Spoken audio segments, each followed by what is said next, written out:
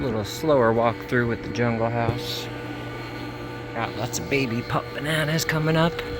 I used to just mow these down until I realized that people will pay $10 a pop for that variety, so I created a small business out of that. Little birds of paradise, popping with color. Really cool, so much better than the ones we have out front. Those are Aunt Sandy's. We got a mango tree. Still too small to make fruit, probably. Then this one survived the hurricane and is doing real good. This is the peanut butter fruit. Makes these little fruit that taste just like peanut butter, and they grow true to seed, so I'll be having some of these for sale too. Tons of flowers. And then, yeah, these are the ice cream bananas that I realize people will pay $10 a pop for a baby. We got 3 of these. 1, 2, and there's a rack down there by the river. So that's, yeah, see, there's all these babies. There's probably, oh, maybe $100 there. I do three for 20. I'm not trying to make a ton of money, but it's, I get to meet the neighbors and I trade stuff with them, so that's kind of cool. I thought that was a gator. Is that a gator?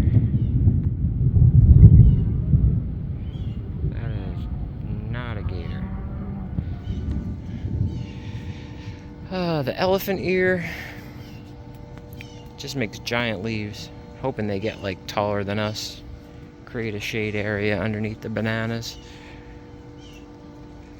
And the fig tree is, I don't know what is wrong with this. What is making this thing sick? I think it's viral because I've treated it for insects and mold, and I can't figure anything else out. So I'm thinking I'll actually cut it down maybe close to the ground. See if that does it. Maybe the limbs are infected. Not sure. We got some little baby tadpoles growing some legs.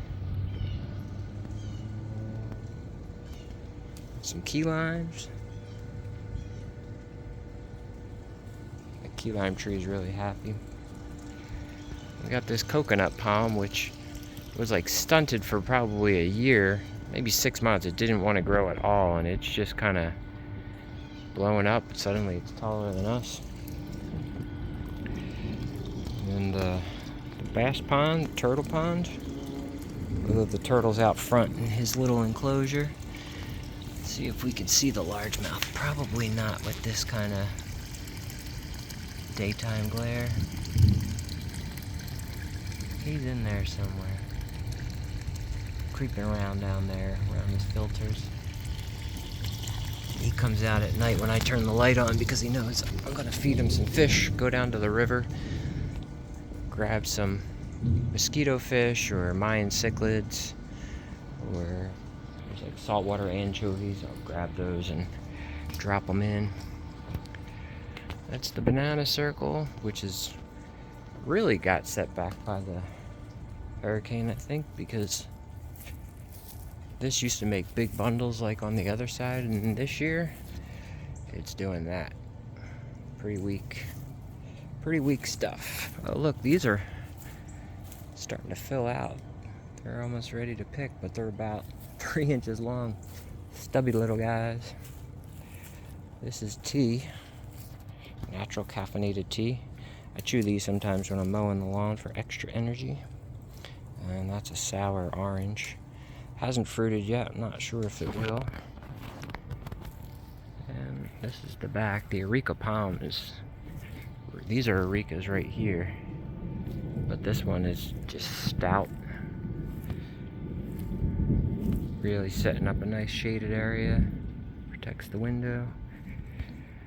And we got the shampoo ginger. This guy's cool. See if we can get a squeeze on video. If you squeeze it, it makes this shampoo stuff. People, oh, it smells so good. It smells like just a really mild soap. It smells delicious. And we got a bunch of Aunt Sandy's plants in the back.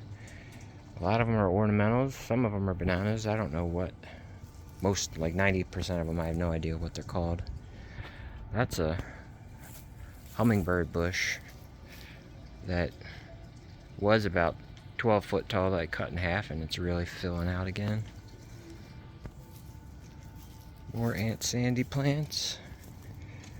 Oh, I stepped in a fire ant mound. Oh no, oh no, oh no. Not good, not good, not good. Now I'm rubbing ginger shampoo all over my feet. I guess that's okay. Yeah, more Aunt Sandy's plants, adding color to the... Oh no! Fire ants all over me. That's the one thing that stinks about Florida, and especially in the summer, is the ants are everywhere. Step on a mound barefoot, and you are screwed. Oof, that hurts. Here's the blueberry patch.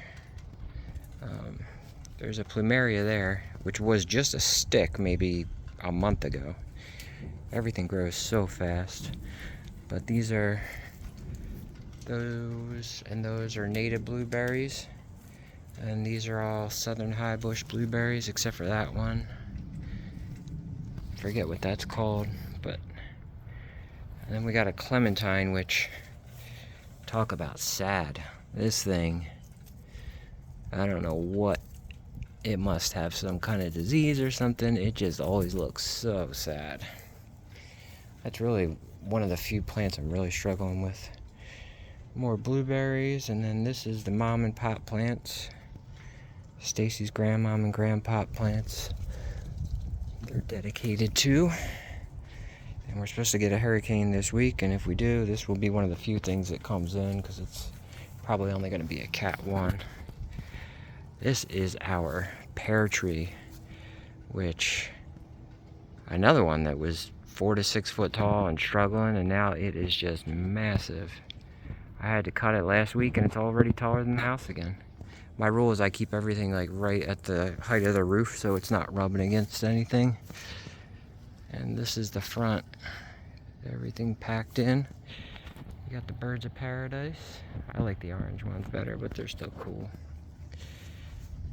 And then you got a chocolate pudding fruit tree. That's that guy right there. Not sure if it's gonna fruit in that container, but it could. More of Aunt Sandy's ornamental plants. And this guy I'm proud of because it was close to death when I bought it. And now we got pretty good size star fruit. That one's almost ready to pick. Can't wait to taste them. Got more shampoo ginger hiding back here. Got some papaya trees. Got some ferns, some more shampoo ginger. That's just a little corner where I put some of my new things. We got our ever-bearing mulberry that tends to look sad in the summer. So these kinds of browning leaves are not unusual in the summer. It makes these berries all year round.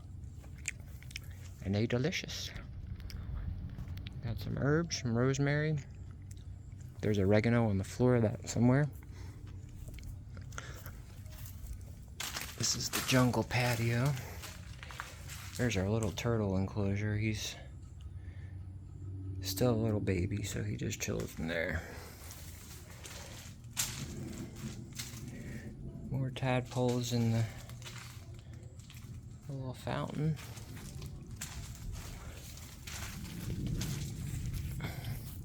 What else we got? Other birds of paradise. This is the entrance to the front patio.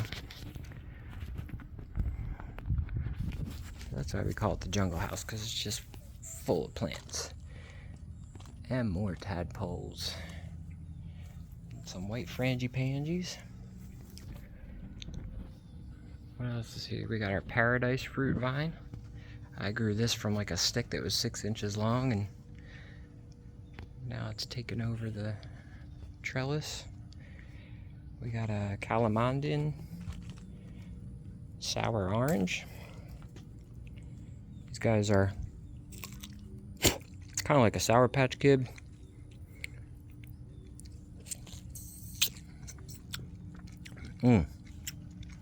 Yeah, I dip them in sugar and they're delicious. I actually eat them when I'm mowing the lawn for some extra sugar. This is our mint tree. Inside the pelican with a pygmy date palm. So I guess technically that palm could make fruit too. This is the big girl I cut down from the power line. It's starting to rub up against it. This is the Brogden avocado, which really got set back by the hurricane last year. We had like 15 last year, and this year none because it got shocked, but it has really put on some growth. So I think next year is going to be a bumper crop, they call it. This is our the name is escaping me right now, but it's a flowering bush that I just trimmed, and I guess I stressed it because it doesn't have many flowers. Usually it's covered in pink flowers.